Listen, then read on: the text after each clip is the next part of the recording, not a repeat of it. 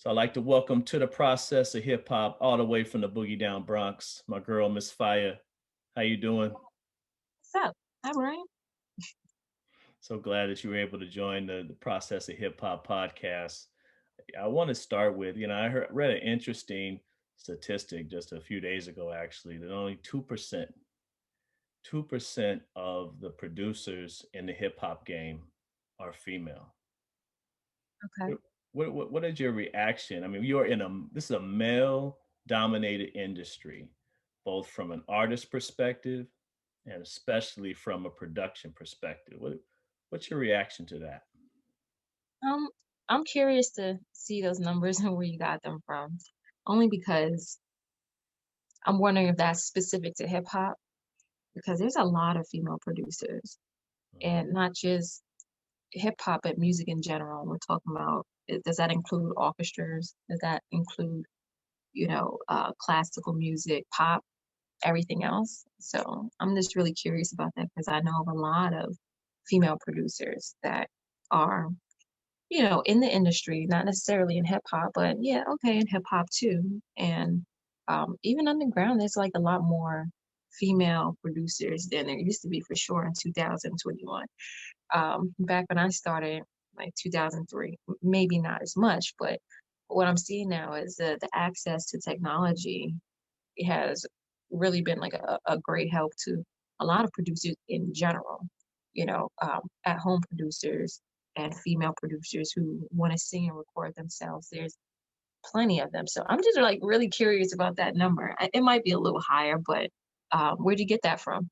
It's actually an article I think I'll definitely send it to you. And I think it was more so when I read it. I think it is. I think they are estimating individuals who have because I think from a perspective of female producers, so anyone that's female that's actually making beats, making tracks, I would think that number's higher. If they're actually looking at established and maybe household names, maybe that's where that number's coming from because I was actually surprised about I mean, I was surprised, but I was not surprised. If I had to guess, I would have probably said 10%, maybe 15%. I mean, it's definitely would you agree? Meaning would you say it's higher? Would you agree with 10 to 15%, or do you think it's even higher than that? If I yeah. don't have enough information.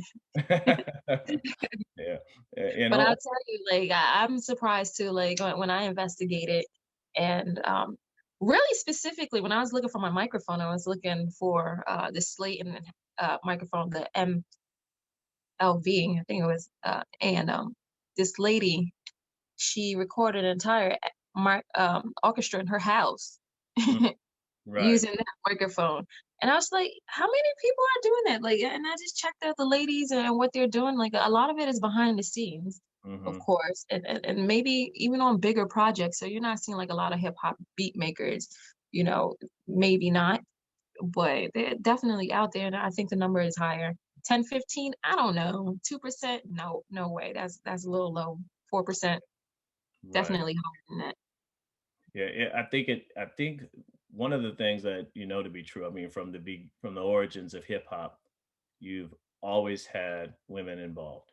So Yeah, always. that's always, I mean, from the hip hop originated in the 70s, women were always involved. I think one of the challenges for women, and I'd like to hear what your perspective is on this, is being taken seriously Mhm. and then not only being taken seriously but being looked at as I am a producer, I'm an artist first, then I'm a woman versus now I'm a woman and then because when you look at just kind of the how women, they have been in hip hop since the beginning, but how women have had a harder time establishing themselves, not just from an artist perspective but as a producer perspective. Do you think in terms of, I mean, have you experienced kind of the challenges of that, or have there been very few? That's a difficult question. I get asked that a lot, I think, like anywhere else in any situation, any career, is how you present yourself. So if you present yourself as a serious person, like in here to work, then there's no issue. But if you come in you know, to quote Lil Kim on some modeling shit, Yeah, you know, right. you all out there and stuff, then that's how you're gonna be perceived and taken. Ain't nobody trying to hear your music. You know, Mhm. so it is there's gotta be a balance, but like anything else, like just like a man too. You walk in and you're gonna be a joke or you about your business. You gotta choose how you're gonna present yourself. I don't think that it matters very much if you're a woman. That's the first thing a guy's gonna see, of course, but like what comes out your mouth after that definitely matters.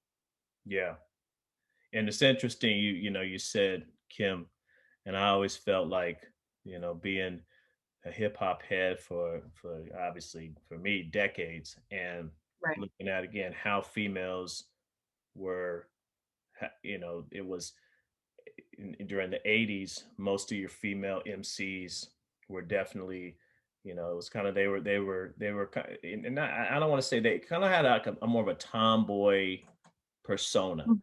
Not Oh, saying that they were, but that's how they were marketed. Like they just one of the guys, you know. right. I think Salt and Pepper were two of the first to actually be, no, we are females. I think Kim Right. and Foxy took it to the next level where during the 90s it became very sexualized, and Mm. kind of the speech was definitely more. They weren't rapping the way that the MCs in the 80s and early 90s were rapping. They were rapping kind of, was almost like a women's liberation movement, so to speak, and we're going to market ourselves the way we want. And then you kind of moved into, I think now you have female MCs of all varieties. So you have your MCs that still kind of are on the model, like I said, model and shit, sexualized. And then you also have your females like a Rhapsody, like Lauren did back in the day, where they're just kind of, Right. they're on the opposite ends of the spectrum. So I think it's great that, Right. like, you have male MCs that do that, you have female MCs that do that. My Right. you know So it doesn't it's whatever works for you, basically. If that works for you, go with it. People take you seriously. You gotta have like a great team with you. And that's what it boils down to. Like whatever works for you. I don't think it's just boiled down just because you're a girl, you're not gonna get in or dudes are just gonna try to come at you. It's on how you present the package. But as far as opportunities, there is opportunities everywhere. There's opportunities for success, all types of things. Like you can do music licensing where you don't even really have to be out there like that. yeah. There's all roads and opportunities. So as far as being a female that get in the way, not at all. Not at all. You just gotta choose your route. Now I'm looking I'm seeing the trumpet in the background, and I notice on your IG page it looks like you a trumpeter, or definitely has some experience in playing live music and such. Did that Tell me about that, and kind of did that influence you into becoming a producer? Huh? Yeah, of course. Um, I started playing my trumpet when I was in seventh grade, so I was about 14. And I just never stopped. That was like junior high. I went to high school, went to LaGuardia Performing Arts. And then when I moved out to Jersey, I joined um, a military band. And I still play with them, the Bonsall Blues. And we practice every Monday. And that's what I've been doing. If I'm not producing, I'm playing my horn. And I do incorporate it in my music a lot. So I'll sample myself and I might play something. Sample my own vocals too. It's like, whatever you want, like music, there's like no rules. I love music. Yeah. So, as far as the trumpet goes, yeah, that's my thing. I play the trumpet, I play the French horn and the flugelhorn. I almost think that that's a little bit of a lost art. I mean, I'm not saying that, excuse me, producers don't play live instruments, but I think because technology, because it's kind of, that was, I think, more of them in years past Hmm. have had a music background, apart Right. from being a hip hop producer, they had a music background. And again, I don't know, but it seems that there's less of that nowadays. And well, I mean, what do you think? Um, I don't disagree that the opportunity to learn. music, um, there's less opportunities because schools might not offer it. Because that's where I learned.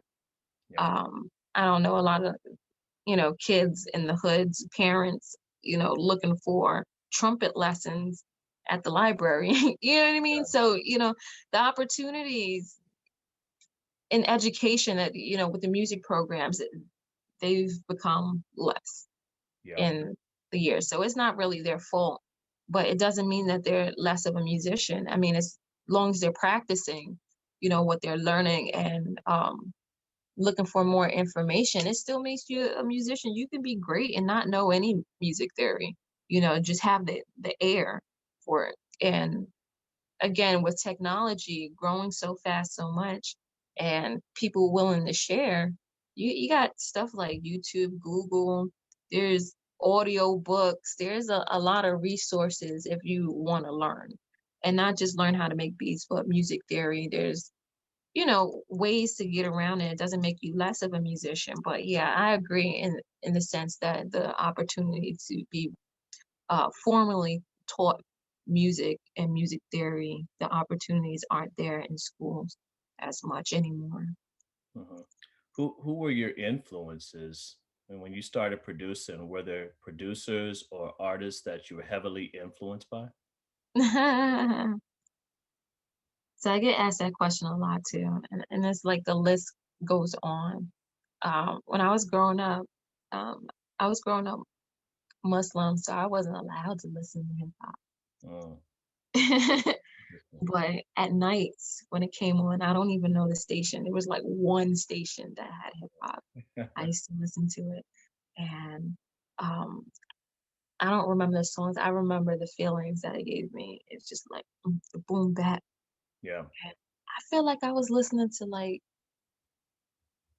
a lot of Alchemist, Mob Deep, Uh, Easy Mo B, type of just like really dark beats. uh-huh. Yeah. And I love that. So, I mean, as far as influences, the list could go on, but like I'm a big fan of The Alchemist, Uh-huh. Easy Movie, Missy Elliott. There's a producer Yeah, for you. definitely. Yeah, definitely. Um, always love Salt and Pepper, MC Light. My mom is Jamaican, so reggae artists, Barrington Levy, Dennis Brown. Like Uh-huh. the list can go on. My influences, like stuff that I enjoy, influences me. So, you know, And y'all got to check out her Beats page. But when I was checking it out, I was like, listening and thinking of different artists that was like, oh, I could see so and so being on this, or I could see so and so being on that. When you make beats and tracks, are you kind of visualizing who would be so, on this? sometimes, sometimes that's when you're chasing the bag. No, Yeah, but sometimes, you want to just make beats for fun. Like you might be feeling something, it's something that someone's never even heard before. You just got to get it out yeah. and let people hear it. So I'm not necessarily thinking of specific artists all the time, but sometimes, yeah. Uh-huh. And in terms of your beats have a wide variety. Like you say, you sample yourself. You have some live instrumentation in there. It's like you got some trap beats in there. I mean, again, do you make beats, or if an artist comes to you, talk to me about what's that process like? Artist comes to you, yo, can I get can you make a beat? Do you start from scratch? Do you say here's something I have, or how does that work? A little bit of both. Of course, you want to dig in your own crates first to see if you got something for them already. Mhm. Um, a lot of the times when people do come for me, will come to me for beats, I'll take something out the stash. Like I have like the beats that I'll put online, and then I have like my secret beats Yeah. that I'll take to them, or in the circumstances currently, maybe a Zoom meeting. I'll let them hear it live using this this is iRig Stream. You know about that? No. Producers get that. Well, it makes it sound like you could stream music from your phone or your hardware to someone over the phone, and it will sound like they're listening to iTunes. so it doesn't sound like a phone call or something like that. Like, Mhm. you can hear very clearly, all they have to have is their headphones on. So, we can do it that way. Or if they're like, I like that, but, you know, I got this song. Can we work on this?" And I'll work on it with them on the spot.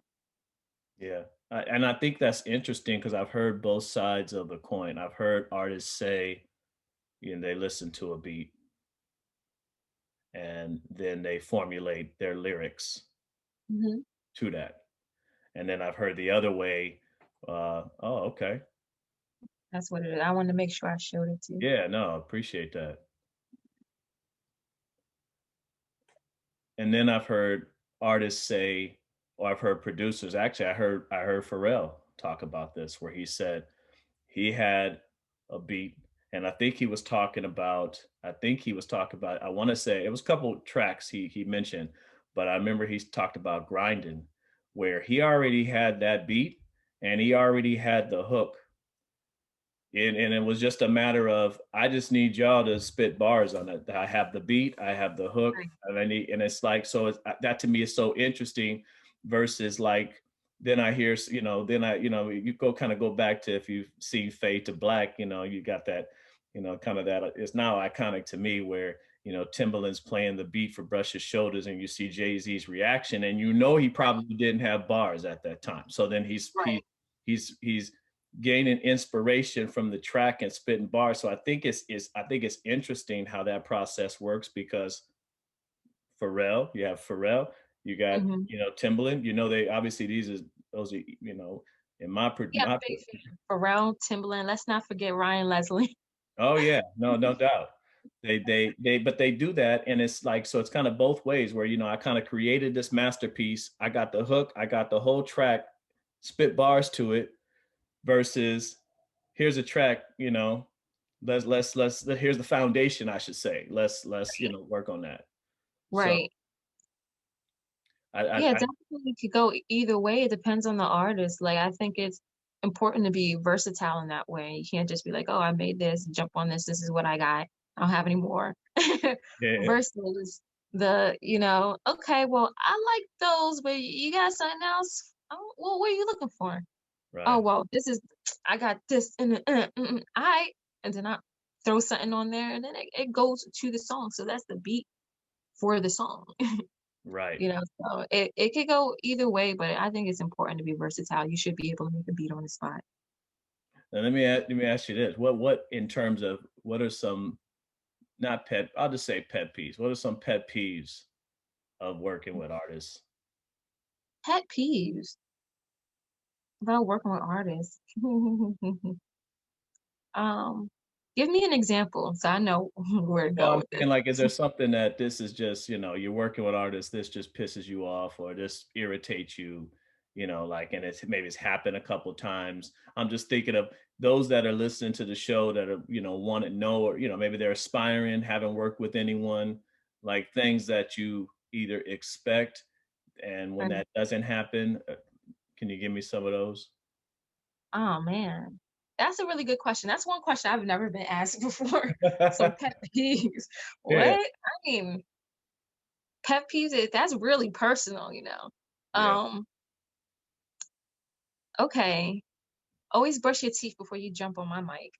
Don't come with your stinky breath, leaving little white marks on Uh, my screen. I will call you out. Okay. So yeah, don't do that. Don't come with a mouthful of food trying to rap on the mic. That's just rude. yeah. Um, and that has happened before. Yeah, I was gonna say that must have happened before. We're not talking about what ifs. Yeah. Please leave. Um, or if you come to the studio, you book time and you don't have your rap ready. Yeah, You know, like if you're the type of person that needs to practice your rhyme, to get it right or whatever. Practice your rhyme. It's okay to not record today. yeah, But what we not gonna do is all these sucker ass punch yeah, yeah, all day long. Like, mhm, and that's just from an engineering standpoint, because I engineer too. But um those are pet peeves. It's not that I don't have patience with the punch-ins or the stinky breath.